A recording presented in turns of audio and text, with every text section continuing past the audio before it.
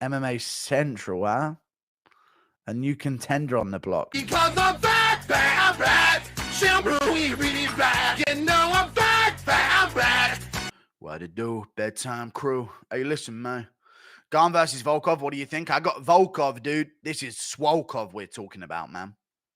This is a new and improved Swolkov with increased skill. Now, legit, Volkov's been looking way better than he used to, and I don't know if Garn's looking way better than he used to. You know what I'm saying? I'm not sure. Chad combed hair Volkov, true. Does Gene Silver not... But Garn could still win. I just think the first fight was actually pretty close, and Volkov has improved more. You need to talk Pimlet into the Moicano match. Yeah, true. That'd be a good one. Then we'd be a clash of two worlds. If Pimlet fights Moicano, I'll do a duo interview where I officiate it. And I'm literally just gaslighting. I think that'd be so sick, chat. Yes or no? If I officiate a Zoom interview between Pimlet and Moicano, and I'm just there like, oh, don't take that, Paddy, dude. I think I could hype that up so well. Can you imagine? Oh, son. Nah, he has got a point. You are kind of chinning. That would get it heated, dude. I think they probably both turn on me, but it is what it is. By the way, messaged Pimlet. He replied within an hour, by the way. Drickus, 2 days, mates. When are we doing the interview, Drickus? Is it 2 days? All good. He's probably busy. All good. I get it. I like Drickus unconditionally, chat, is what you need to understand. It's been 2 days. I've probably been too based, and now he doesn't really want it involved. I don't know. Who knows? You don't with you? No, he actually doesn't actually go on his Instagram DMs much, because I remember messaging him about the South Africa trip, and it was like a couple days at a time. I think he has someone that does his social media for him. Fight Geek MMA on his IG, vid, check, comments. Okay. Oh, yep, yo. Think you can stop what we do? We doubt it. Declined to UFC Paris. Chimaev scam update. Covington currently playing. Oh my God, we know why Covington's not playing, dude.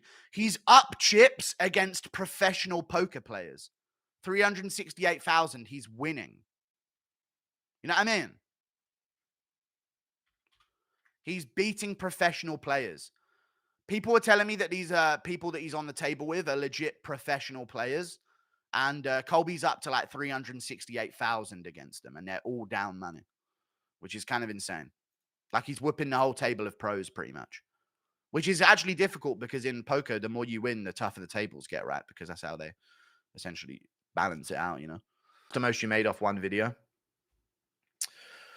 I don't know how to tell, but I probably have made $1,000 off of a video before, and that's probably the most I've made. What I could do is it will probably be a full card prediction video for UFC 300. That's what I would guess my most viewed video is going to be. Or the most, because that was for an hour and it has 225. So however much I made on this is probably the amount. Because this was a legendary video. A legendary video. I was proud of that video, dude. There's nothing better feeling on YouTube than delivering on something, you know? Imagine if I just did a regular prediction video for UFC 300.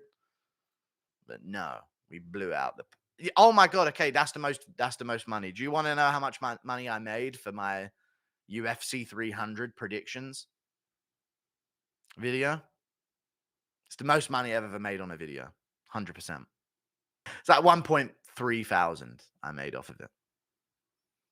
And it has 225,000 views. But it was an hour long and had a bunch of adverts. Thank you for the $2. UK had guns and land like Canada, right? You don't. UK has guns and land like Canada, right? You don't. You know what? Yeah, it's not even about that because UK is really soy. But regardless of how, after generation upon generation, the UK people have been weakened, we still kill it in combat sports. And I'm going to say this right now. GSP and fucking no one else ever. First world country, futuristic gyms, cryotherapy chambers at the end of your fucking workout stations, and you lot can't produce shit but GSP? Canada can't call anyone Sawyer. All your fighters get fucking torched. Every fight. Stop yapping shit, Canada. You pussies. Fact. Artur Beterbiev, you imported him from Dagestan. Fact. I'm not going to claim Mikhaev. What about Mallet? The guy that lost to Neil Magny? That's insane. But yeah, you beat Adam Fugit, to be fair. Don't yap, Canada, okay? Do you think if Tom calls out Jones on the mic and there isn't a date set for Stipe versus Jones by 3:04 that Tom can get the fight? No, Jones will not fight Tom, and he'll make a point not to fight him, and he'll fight Stipe Miocic. I don't know. He's not going to now fight Tom. No way. Unless Tom looks dog shit against Blades, which I think if he wins, he won't. If Tom wins, it will be impressive.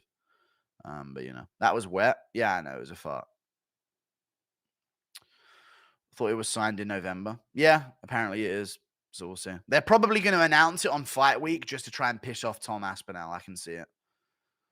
Aspinall looking goofy in his new vids thumbnail. I don't remember the thumbnail of it. But I do think, have you seen him yoked as fuck in the new one? I've never seen him that low body fat before. Aspinall is yoked, you know. Oh, yeah, you're donating in the member stream. Yeah, I'm going to have to time you out. Sorry. You tank? Yeah, like his bicep insertions and shit. I'm not even trying to be weird. I'm just like, sometimes you don't even notice that. I know Aspinall's got a little bit of fluff on his belly, but he's actually yoked as fuck, dude. It's insane. Oh, yeah, the thumbnail, not the actual video. I mean, yeah, on the left, his head does look a bit distorted in shape. Yeah, I get what you mean. Yoke maxing? Yeah. He is yoke maxing. He's yoking. Yoked. Aspinall has Ninja Turtles back. He does. Same here. Wide up top. Wide ass back. Thank you for the £5. Paul Willotts. If Tom Aspinall beats Blades, he had the perfect way to get to Jones. Call out Poatan and get on the same card as Stipe versus Jones at MSG. True. But first, he has to beat Blades. And hopefully it happens. And then we can move on with all of these plans that we have. But I think, chat, yes or no, MSG's in November. Wouldn't this be the most badass move ever? If Aspinall beats Blades and then gets another fight before Jones defends his belt. I think. Imagine he gets another fight in. Just against Garn or even Pereira moving up. Like on an October pay-per-view card or some shit. Just to really rub it in that Jones ain't doing shit at all. I think that'd be good. Chad move. The Aspinall glazing is wild. No, it's not, because I'll say this right now. He's the most dominant fighting force in the history of the UFC, and it's a fact. So we'll see if he keeps it going. But as of right now, he's on track to be the most dominant fighting force in UFC history. And that's a fact. And you can't deny that statement. You can't name another fighter more dominant. You can't. Ngannou, the guy that lost a fucking decision to Derek Lewis, that's crazy.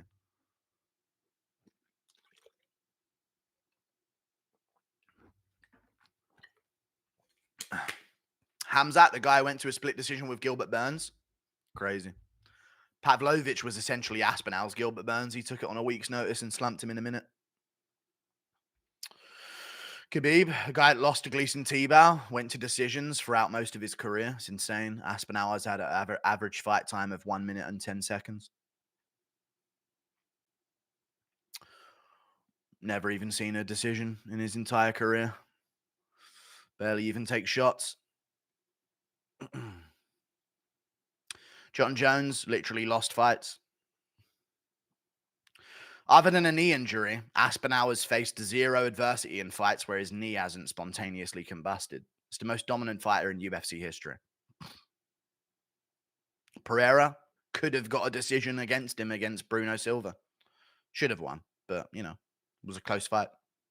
It's not glazing. You can't name a more dominant fighter for the amount of fights he's had. You can't name a more dominant fighter in UFC history on the come up. There's never been one. C-Rod, close decisions throughout his career. No. Bruno clearly lost. I know, but it was 2-1. What, like it was a dominant victory from Alex Pereira? I was worried in that fight. Bo Nickel. Aspinall's never had a performance as bad as his Cody Brundage one. You can't even think to compare the same level of opponents either. Aspinall did what Bo Nickel did to Brandage to Volkov more impressively, and Volkov's top 5. And since losing to Aspinall, has the longest winning streak in UFC heavyweight division right now.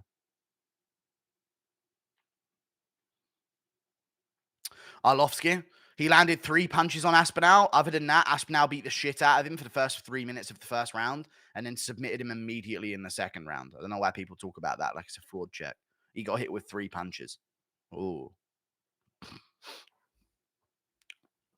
And that's how dominant Tom is. See if he can keep it going.